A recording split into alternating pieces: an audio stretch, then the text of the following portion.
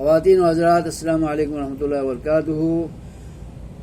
تیسرے نمبر کی دعا افتتاح میں آپ کی خدمت میں پیش کر رہا ہوں۔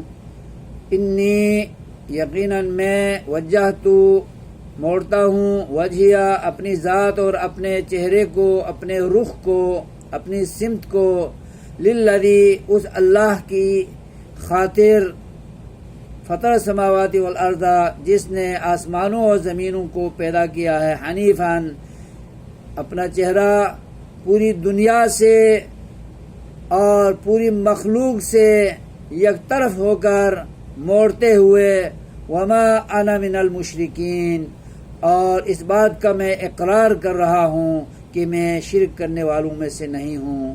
تو وہ انسان جو خالص اللہ کی عبادت کرتا ہے اور اسی کو خالق، مالک، رازق، معبود و مسجود مانتا ہے، اور اسی ایک اللہ کو اپنی تمام حاجات میں، ضروریات میں، تمناؤں، آرزوؤں میں، مشکلات میں، آسانیوں میں مشکل کشا مانتا ہے، حاجت روا مانتا ہے، مولا دستگیر مانتا ہے، اور بگڑی بنانے والا مانتا ہے۔ وہ کسی قبر والے کو نہیں مانتا، کسی آستانے کو نہیں مانتا، کسی بزرگ کو مشکل کشا حاجت روا نہیں مانتا، کسی مخلوق کو، کسی فرشتے کو، کسی بھی نیک شخص کو نہیں مانتا سوائے اللہ کے، تو پھر وہ انسان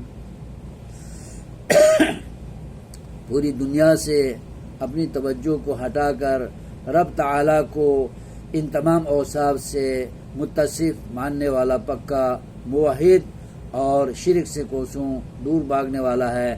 یہی اسلام کا عقیدہ ہے جو دعائے افتتاح میں انسان کو پڑھنے کے لیے، مسلمان کو پڑھنے کے لیے نبی پاک صلی اللہ علیہ وسلم نے تعلیم دی ہے۔ ہمیں اس دعا کو بھی بکثرت پڑھنی چاہیے۔ اللہ ہمیں عمل کی توفیق دے، آمین۔